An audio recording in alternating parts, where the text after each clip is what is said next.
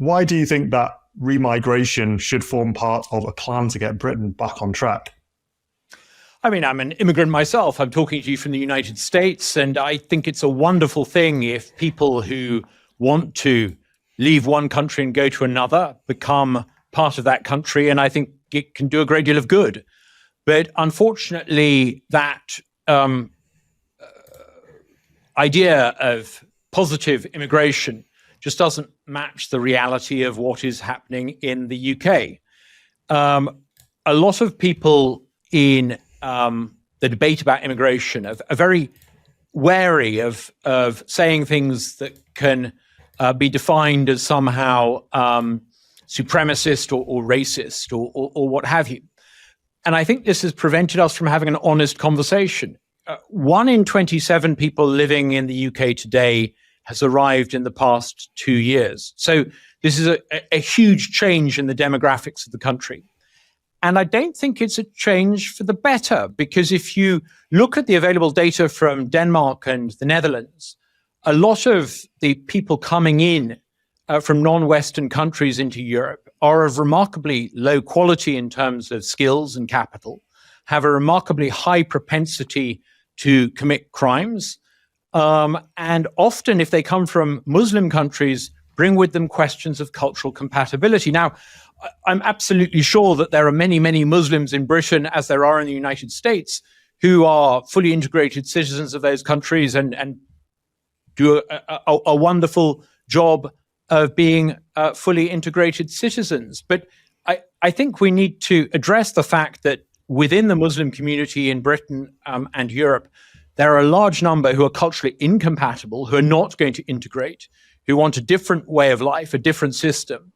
And at some point, someone needs to address this. The promise of a multicultural Britain was that it would become more vibrant. It would be diversity was a strength. Actually, diversity has meant that some of the most diverse parts of the United Kingdom are beginning to resemble the third world, because we've imported the third world. And just because somebody comes into the UK, it doesn't mean that they become British. And they certainly don't, I think, become English or Welsh or Scottish. They bring with them aptitudes and a propensity towards criminality sometimes. And it has to be said, time preferences that mean that they are not going to become British. They are going to change what it is to be British, and I think for the worse. And I think we need to stop mass immigration, and we need to begin to undo it. And my proposal is to come up with a way of doing this sensibly, rationally.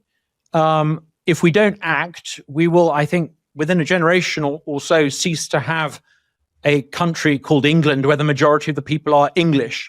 And it's imperative, I think, that we act now. If we think that England is worth having, most groups around the world, Turks or Indonesians or Chinese, believe that there is something worthwhile about having a Turkey or a Indonesia or a China. Are we really sure that we want to have England a minority English country? I'm not sure that we do. You mentioned that it's time to take sensible, rational action. What are some examples of sensible, rational actions that we could take on this issue? I think number one is to recognize that we have a moral legitimacy in saying no to people coming in. That if you come in contravention of due process, if you overstay or you come in illegally, we don't need to appeal to some supranational authority. We can just remove you.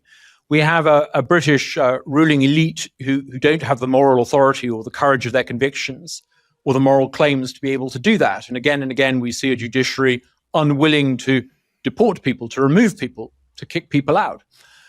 Once we recognize the moral legitimacy that we have to deny people entry and to remove people who are in the country unlawfully. Incidentally, most countries around the world would kick you out if you overstayed your visa. Once we recognize that we can do that, I think we then need to remove the 1 million to 500,000 people in the country who are there illegally. I think we need to then look at people who've come into the country, perhaps lawfully, but who are essentially welfare dependents, living at public expense, Again, there's good evidence now from the Netherlands to show that large numbers of non-Western migrants living in the Netherlands are perpetually, particularly those from Muslim countries, are perpetually dependent upon welfare handouts. We need to be able to remove people, even those who've come in legally, who do that. And then I think we need to be prepared to address the real elephant in the room, the growing number of people in Britain who are Muslim, who want Sharia law, who don't share the values that I think you have to be a member of Western culture. And we need to be prepared to amend the 1981 Nationality Act and revoke the citizenship of people, people who may have been born in Britain, but who have views that are incompatible with what it means to be British. I don't think we should be hesitant to do this. I think we should be prepared to do it. The alternative is that we cease in a number of decades to have a country that is recognizably British or recognizably Western.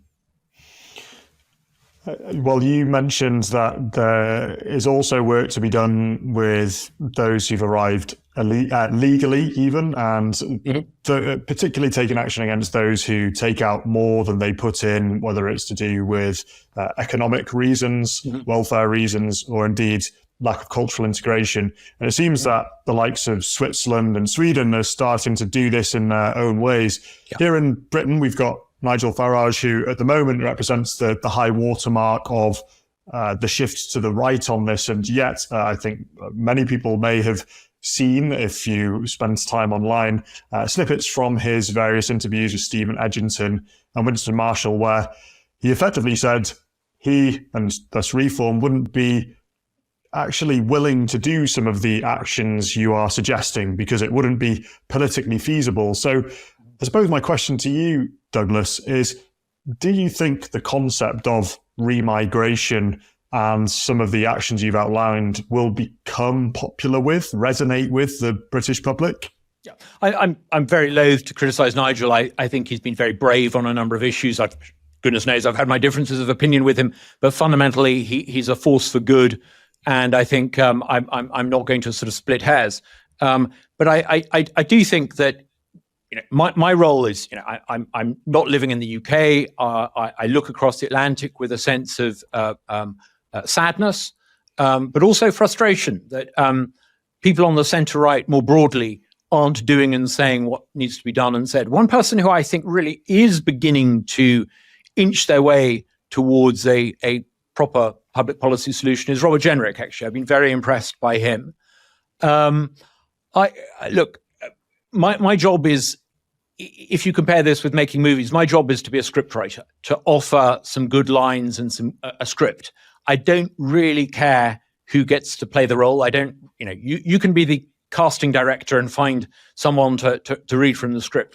I just want this to be done. I don't really care who does it. I also think it's really important that it's done and done sensibly. Poland, who are in the ECHR, I think only this week announced that people who are seeking asylum in Poland can't do so from within Poland. They need to be removed and then apply. One of my proposals is for a deport first, appeal against deportation second from outside the UK.